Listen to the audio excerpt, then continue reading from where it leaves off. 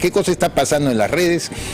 Comienza una corriente de comentarios diciendo cómo es posible que no se reconozca el enorme esfuerzo del presidente Pedro Castillo, de su gran ministro de Economía, Pedro Franque, para aceptar de que el Perú ha crecido 13% en el Producto Bruto Interno el año 2021, pese a los anticipos y presagios que daban un crecimiento de 9,5. Ahí está la demostración plena, palpable, además diáfana, de que el gobierno ha hecho todos los esfuerzos posibles por mantener los fundamentos macroeconómicos del Perú. Y ya ven, dicen además otros más atrevidos, ¿no? Los atrevidos dicen, ¿y dónde están las estatizaciones? ¿Dónde están las nacionalizaciones? ¿Dónde están las expropiaciones de las casas, de los carros? Ya ven cómo se exagera, cómo la derecha golpista intenta quitarle la alfombra, el piso, al súper sólido gobierno de Pedro Castillo. Esto me hace recordar, Quique, algo que, porque la gente se olvida muy rápidamente, que ahora la dinámica moderna y sobre todo los gobiernos han optado pues por contratar a community managers, ¿no?, que tratan de sembrar una idea y crear esa tendencia. Yo me acuerdo perfectamente que a raíz de los efectos del fenómeno, del llamado fenómeno del niño costero, yo no sé por qué se le llamó costero, siempre hubo una discusión al respecto, pero un fenómeno del niño, que afectó sobre todo la zona norte del país. Un gran marquetero, que luego fue congresista, el señor Daniel Olivares, trabajaba en ese entonces en la presidencia del Consejo de Ministros, y llamó a todos sus patas, a los llamados influencers, a los que tienen bastante presencia, sobre todo en la red social del Twitter, ¿no?, para que simplemente coloquen una frase que califique la acción que tomaba el gobierno de Pedro Pablo Kuczynski en relación a los efectos del fenómeno, del llamado fenómeno del niño costero. Y esa frase se resumió de la siguiente forma: por primera vez siento la presencia del Estado. ¿Tú te acuerdas, Quique Bravo Prado? Por primera vez siento la presencia del Estado. De repente tú veías a diversas personas, colegas periodistas, incluso activistas periodistas, que los hay ahora, y muchos, ¿no?, que son siempre sobones de los gobiernos, ahí estaban diciendo, por primera vez siento la presencia del Estado, para calificar la acción, repito, que estaba tomando la administración, la gestión de Pedro Pablo Kuczynski en torno al fenómeno del niño. Y eso fue claramente pues dilucidado por otras personas, que comenzamos a decir, oye, aquí hay una cosa rara, no es que le nazca a estos influencers, a estas personas, que son muchos súper e hiper conocidos en distintas plataformas, en distintas redes, que tienen programas ahora desde el extranjero, ¿no?, todos repitiendo constantemente lo mismo: por primera vez siento la presencia del Estado.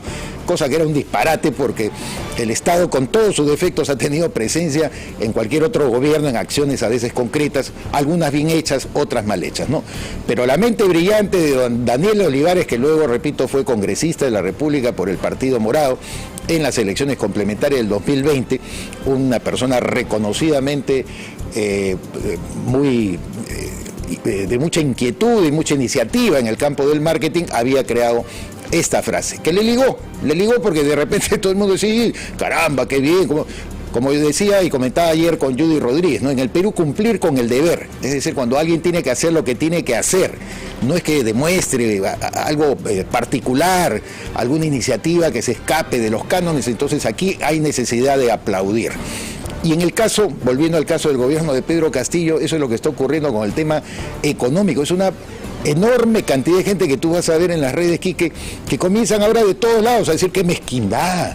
¿Cómo es posible que no se reconozca no solamente el crecimiento del PBI, sino la forma en que se han efectuado las vacunas? Ahora tenemos un proceso de vacunación. ¿Cómo vamos a ser tan desgraciados de no aceptar que el gobierno de Pedro Castillo tiene también sus logros y ha conseguido algunas metas y se ha esforzado en favor del Perú?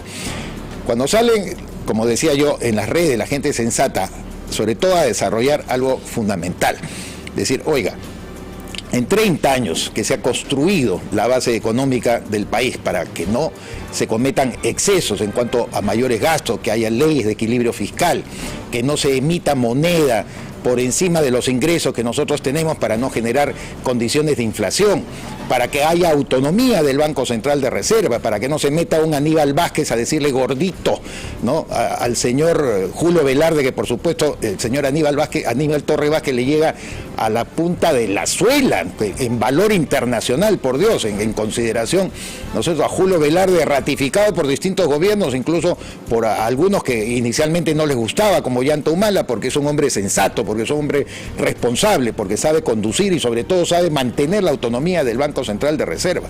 Todo eso ha tenido que ser un esfuerzo para evitar que el señor Pedro Castillo más bien cometa más desaguisados de los que ha cometido su gobierno en materia económica.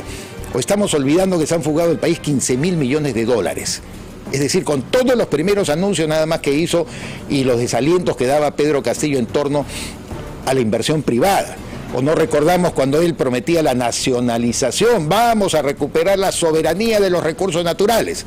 Hablaba particularmente de la minería y lo ratificó hasta el propio 28 de julio, en la que hizo una serie de promesas que ya después conversaremos con Judy, que lo ha recordado muy bien, no se han cumplido. Entre ellas, la famosa conversión de Palacio de Gobierno en un museo. Un disparate y una estupidez que no resiste el menor análisis. Además que es el único lugar donde felizmente luego de los sucesos de Zarratea se le puede controlar siquiera quiénes entran y quiénes salen, aunque a veces subrepticiamente y aunque alteren a veces el registro también de ingresos. Pero volviendo al tema económico, ¿no?, pasar por alto la fuga de 15.000 millones de dólares por el desaliento a la inversión, los anuncios de del premier anterior, Guido Bellido, ¿no?, las propias confrontaciones internas que tenía dentro del gabinete con Óscar Maurtua, los anuncios de que era necesario llevar adelante esta asamblea constituyente que cada día se desinfla más, porque no tiene absolutamente ningún sentido, pese a que Vladimir Cerrón, uno de los soportes del gobierno de Castillo, insiste en ello, y por supuesto Daniel Bermejo y otras personas más. Eso ya está desinflado. Todo eso ha tenido, además, considerar las amenazas del tema de camisea. Recuerden ustedes cuando Pedro Castillo dijo, vamos a nacionalizar, estatizar, ya no se sabía de qué se trataba. Y al final de cuentas lo convirtió Pedro Franque en una frase que significaba que vamos a producir el gas de camisea para el consumo interno, que eso significaba nacionalizar. A otro perro pues con ese hueso.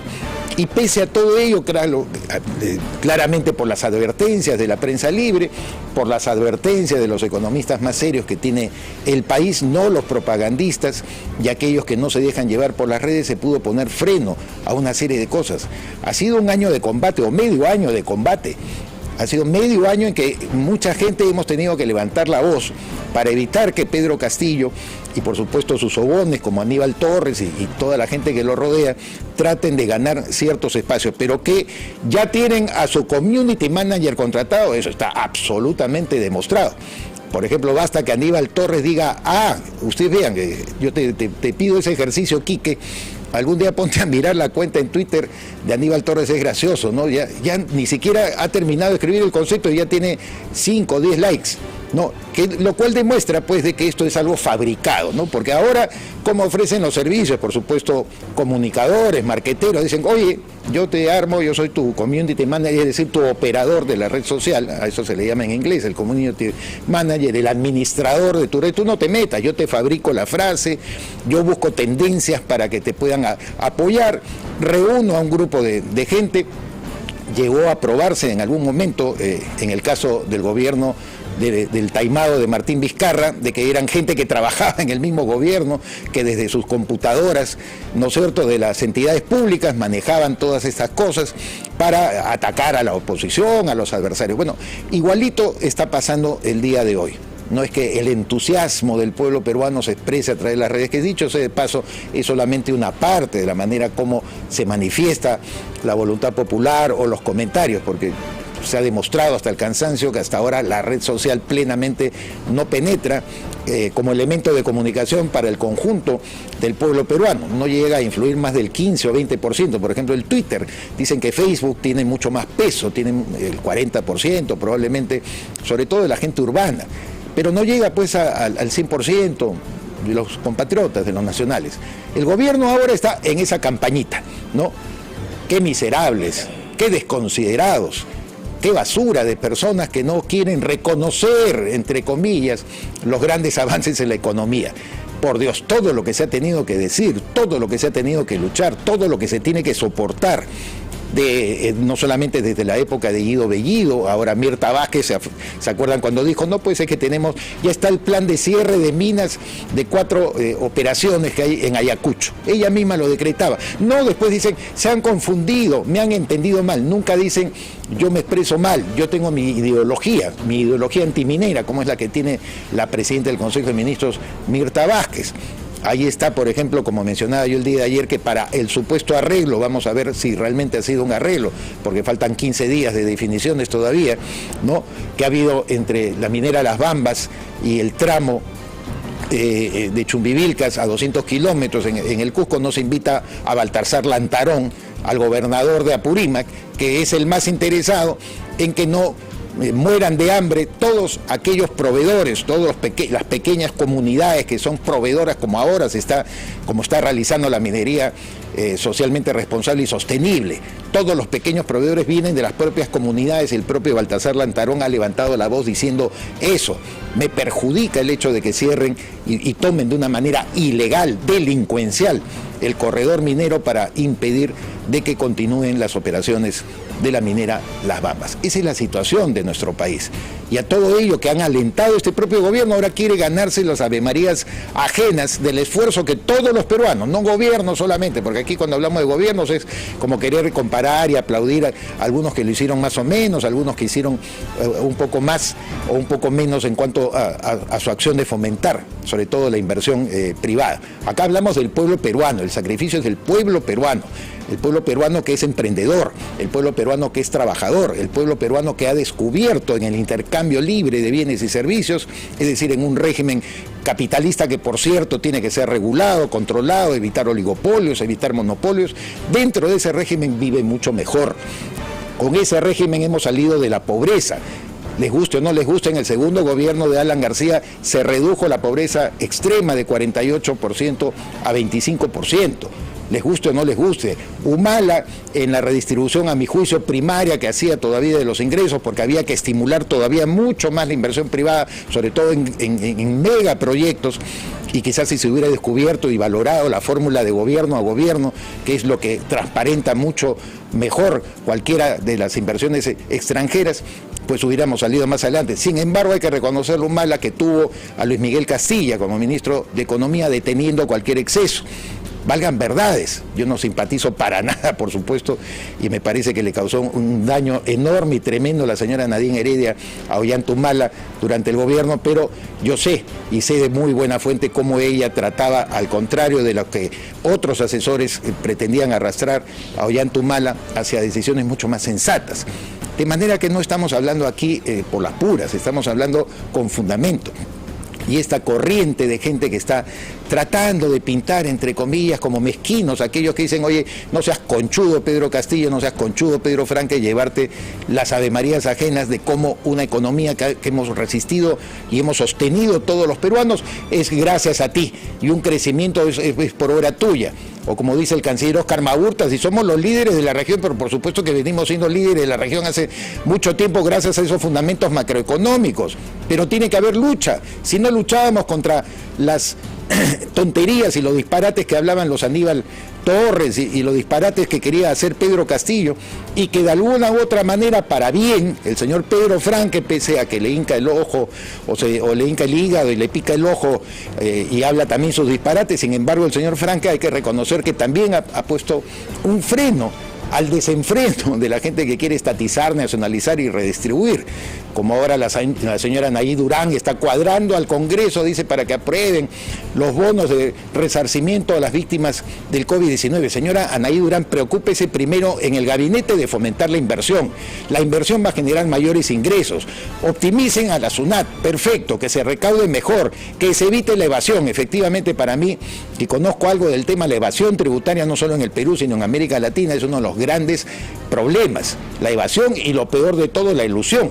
La elusión significa que usas tú las normas y las leyes para no pagar tus impuestos, le sacas la vuelta, y para eso se prestan a veces muchos estudios de abogados.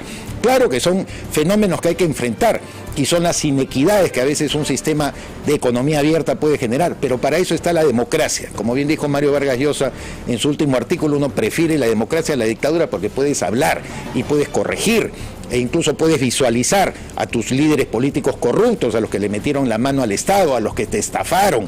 Eso lo podemos hablar en democracia, pero cuando te combates a la prensa, pues, y cuando está como el señor Aníbal Torres todo el día tirándole piedras al periodismo libre en nuestro país, bueno, vamos a estar como estamos. Esto es muy importante, me parecía necesario decirlo, porque usted, amiga, amigo oyente, amiga, amigo televidente, no puede dejarse llevar por la nariz. No es mezquindad.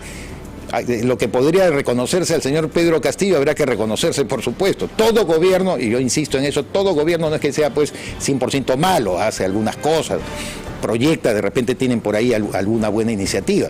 No se trata de quitarle como digo, retirarle la alfombra al piso al gobierno. Se trata de que no sean frescos, que no sean lechugas, que no sean caraduras. No pueden asumir como propio éxitos económicos que no le corresponden. Éxito económico gracias a la resistencia del pueblo peruano, éxito económico que además sería complementado con una buena acción que evite la informalidad, que ya subió a 80%, estábamos en 70%, ahora es 80%. Ese 80% que siempre Philip Butter comenta acá, le interesa un comino la discusión política, que es el hombre y la mujer que se levantan todos los días a trabajar, a vender, a intercambiar bienes y servicios. Por amor de Dios, no están incorporados a la formalidad. Hay que incorporarlos sin asustarlos, pues, sin, obviamente, crearles todas las condiciones para que ellos sientan al Estado. Esa famosa frase de Daniel Olivares, por primera vez siento la presencia del Estado se materializa en realidad, no como propaganda, sino como un hecho macizo y concreto. Comienza el día con el primer magazine del Perú. Noticias, reportajes, entrevistas, efemérides, cultura, mercados, espectáculos y todos los deportes. Con el mejor análisis del acontecer político. De lunes a sábado de 6 a 10 de la mañana. Por Willax Televisión y PBO Radio 91.9 FM. La radio con fe. Los astros te serán propicios en PBO. En Facebook, Twitter y YouTube. Suscríbete y activa las notificaciones. A veces es difícil elegir qué mascota tener. Gato. Perro. Gato. Pero para elegir tu lote... Facilote. Obvio. Porque comprar tu lote es facilote. Elige cómo. Ingresa a terreno.pe o llámanos al 616-9009. Centenario.